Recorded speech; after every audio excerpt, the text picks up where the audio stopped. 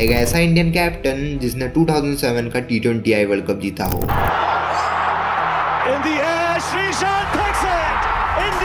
जिसने 2011 का ODI world cup जीता हो और जिसने 2013 की चैंपियंस ट्रॉफी जीती हो। लेकिन वाइड बॉल में इतनी अच्छी कैप्टनसी होने के बाद भी रेड बॉल में उसे मिलती है सिर्फ हार, फिर चाहे वो इंडिया में हो या फिर अदर कंट्रीज में। मैं बात कर रहा हूँ महेंद्र सिंह धोनी की। आखिर क्यों T20I और ODI के बेस्ट कैप्टन को 2014 की बॉर्डर गावस्कर ट्रॉफी के बीच में अपनी टेस्ट कैप्टनसी छोड़नी पड़ी? कहानी की शुरुआत होती है 2007 के ODI वर्ल्ड कप से, जहां इंडिया की परफॉर्मेंस बहुत बेकार रहती है और वो अपने ग्रुप स्टेज के मैचेस से ही बाहर हो जाते हैं। इसी कारण आने वाले T20I वर्ल्ड कप के लिए बड़े बड़े बैट्समैन अपना नाम वर्ल्ड कप से बाहर कर लेते हैं, including Sachin Tendulkar, Sourav Ganguly and VVS Laxman. और वहीं T20I की कैप्टनसी कर रहे वीरेंद्र सहवाग भी अपनी T20I कैप्टनसी छोड़ देते हैं। एंड अब 26 साल के MS धोनी एक ऐसी इंडियन टीम को लीड करने वाले थे जिसमें न तो कोई एक्सपीरियंस प्लेयर था और न ही कोई बड़ा प्लेयर। तारीख थी 24 सितंबर 2007, जहां इंडिया पाकिस्तान को 5 रन से हराकर पहली बार T20I वर्ल्ड कप चैंपियन बनती है। और MS धोनी के लिए उनकी कैप्टनसी की ये एक बहुत अच्छी शुरुआत थी। एंड इसी के साथ इंडिया को भी T20I कैप्टन मिल जाता है। अब अगले साल यानी कि 2008 में ऑस्ट्रेलिया से चल रहे एक मैच के बीच में अनिल कुंबले, जो कि इंडियन टीम के टेस्ट और ODI के कैप्टन थे, वो बॉर्डर गावस्कर ट्रॉफी के बीच में अपनी कैप्टनसी से रिटायरमेंट ले लेते हैं। और इसके बाद MS धोनी की T20I कैप्टनसी को देखकर उन्हें सारे फॉर्मेट्स का कैप्टन बना दिया जाता है। अब MSD की जिम्मेदारी बढ़ चुकी थी, लेकिन वो अपनी ड्यूटी को सही से निभाते हैं और इंडिया को उस टाइम की प्राइम ऑस्ट्रेलिया को फाइनल में हराकर CB सीरीज जितवाते हैं। न्यूजीलैंड को 5 मैच की ODI सीरीज में व्हाइट वॉश करते हैं और प्राइम श्रीलंका को उनके ही घर में 4-1 से सीरीज हराते हैं। MS धोनी ने अपने व्हाइट बॉल करियर में सब कुछ हासिल कर लिया था, फिर चाहे वो T20 वर्ल्ड कप हो, ODI वर्ल्ड कप हो या फिर चैंपियंस ट्रॉफी। MS धोनी ने ICC की तीनों ट्रॉफी जीत रखी थी और इसी के साथ वो पहले ऐसे कैप्टन बनते हैं जिन्होंने ICC की तीनों ट्रॉफी जीत रखी हो। MS धोनी की कैप्टनसी में इंडिया अपने ऑल टाइम प्राइम फॉर्म में थी और शायद इसी कारण उन्हें greatest wide ball captain of all time भी बोला जाता है। लेकिन रेड बॉल में उनकी कैप्टनसी इतनी कुछ खास नहीं रहती है as compare to their T20I and ODI captaincy. Dhoni ने इंडिया के लिए टोटल 60 टेस्ट मैचेस में कैप्टनसी की है, जिनमें से 27 उन्होंने जीते हैं, 18 हारे हैं और 15 मैचेस ड्रॉ हुए हैं। धोनी ने अपने स्टार्टिंग टेस्ट करियर में इंडिया को नंबर 1 रैंक दिलाई एंड न्यूजीलैंड और ऑस्ट्रेलिया जैसी टीम को उनके घर में हराया था। और मानो उस टाइम पे इंडिया MS धोनी की कैप्टनसी में ऐसा खेल रही थी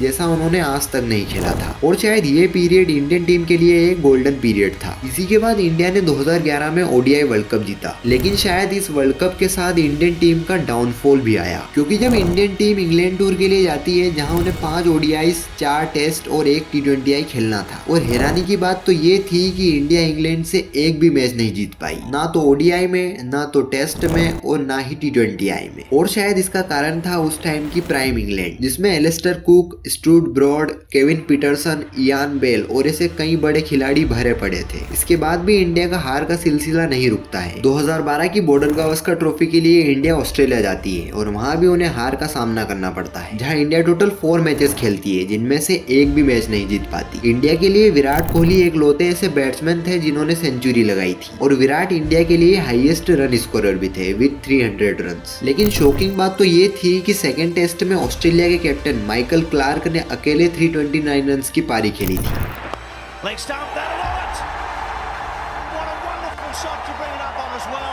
और ये इंडिया के लिए बहुत शर्मनाक बात थी। 2011 में इंडिया ने ऑस्ट्रेलिया को उन्हीं के घर में हराया था और 2012 में ऑस्ट्रेलिया इंडिया को क्लीन स्वीप कर देती है। और इसके बाद MS धोनी के ऊपर उनकी कैप्टनसी को लेकर कई सवाल उठने लगे, लेकिन उन्होंने इंडिया को 3 ICC ट्रॉफी जिता रखी थी, इसलिए ये बात ज्यादा आगे नहीं बढ़ती है। इसके बाद आता है इंडिया के लिए होम डाउनफॉल, क्योंकि अभी तक MS धोनी की कैप्टनसी में इंडिया घर पर डोमिनेट करती हुई आ रही थी, जहाँ इंडिया को हराना लगभग नामुमकिन हो गया था। लेकिन इंग्लैंड इंडिया के इस घमंड को भी चकनाचूर कर देती है। 2012 में जब इंग्लैंड इंडिया में टेस्ट सीरीज खेलने आती है तो यहाँ पर इंडिया की शुरुआत बहुत ज्यादा अच्छी रहती है। इंडिया अपना पहला मैच जीत जाती है और इस बार भी सबको लग रहा होता है कि इंडिया घर पर सीरीज नहीं हारेगी, लेकिन ऐसा बिल्कुल भी नहीं होता है। इंग्लैंड अगले 3 मैच में से लगातार 2 मैच जीतती है और 4th मैच को ड्रॉ करके इंडिया को ये सीरीज हरा देती है। इसके बाद 2013 और 2014 में न्यूजीलैंड और साउथ अफ्रीका ने भी इंडिया को टेस्ट सीरीज हरा दी थी। और फिर इंडिया, जिसने शुरुआत में MS धोनी की कैप्टनसी में अपना डोमिनेंस दिखाते हुए वह न्यूजीलैंड और ऑस्ट्रेलिया जैसी टीम्स को टेस्ट सीरीज हराई थी, वही इंडिया अब MS धोनी की कैप्टनसी में सेना कंट्रीज में हार जाती है। और इसी कारण MS धोनी ने 2014 की बॉर्डर गावस्कर ट्रॉफी के बीच में अपनी टेस्ट कैप्टनसी से रिटायरमेंट ले लिया। और अब अगर हम पूरा कंक्लूजन देखें तो शुरुआत में MS धोनी की कैप्टनसी में इंडिया इसलिए डोमिनेट कर रही थी क्योंकि वहां इंडिया के पास सौरव गांगुली, गौतम गंभीर, सचिन तेंदुलकर और ऐसे कई बड़े प्लेयर मौजूद थे। लेकिन बाद में ये सब खिलाड़ी अपने करियर के टेन्योर की तरफ थे और इंडिया में यंग प्लेयर्स आते जा रहे थे, जैसे रविचंद्रन अश्विन, विराट कोहली, अजिंक्य रहाणे और ऐसे कई प्लेयर्स जिनके पास कोई एक्सपीरियंस नहीं था और उन्हें ऑस्ट्रेलिया, इंग्लैंड और न्यूजीलैंड जैसी बड़ी टीम के बड़े प्लेयर्स का भी अंदाजा नहीं था। शायद यही कारण था इंडिया का back to back test series हारने का।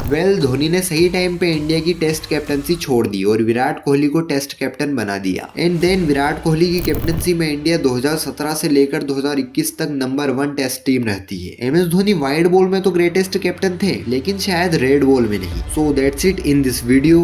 अगर आपको RCB की परफॉर्मेंस के बारे में जानना है तो आप इस वीडियो को जाकर देख सकते हैं, और अगर हार्दिक पांड्या के कमबैक के बारे में जानना है तो इस वीडियो को देख सकते हैं। Until then, good bye.